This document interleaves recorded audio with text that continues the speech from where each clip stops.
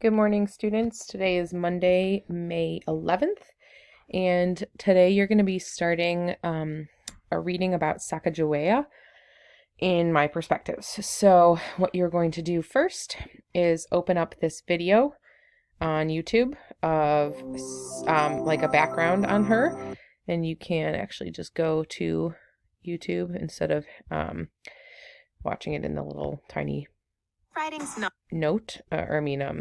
tab, and quickly watch that. It's only 3.5 minutes long or so, and then when you're done, mark as completed. The next thing you're going to do is start reading the text in My Perspectives.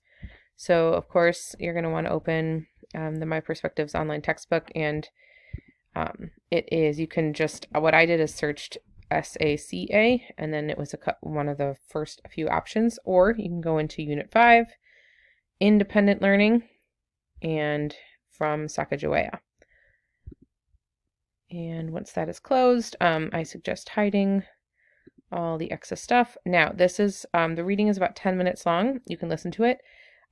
Just a reminder that you should be working for about 20 to 30 minutes per day on ELA. So if for some reason the reading takes you a lot longer than about 10 minutes, read until you've worked for about 30 minutes on ELA, and then tomorrow you will have time to finish the reading. If you can get through no problem, then go ahead. Well, either way, mark this as completed, and then you're done.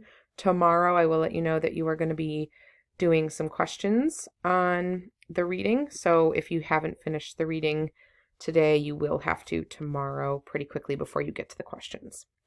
So that is it for today. If you have any questions, again, join us for our drop-in class from 9 to 10 or from 1 to 2 today, and happy reading.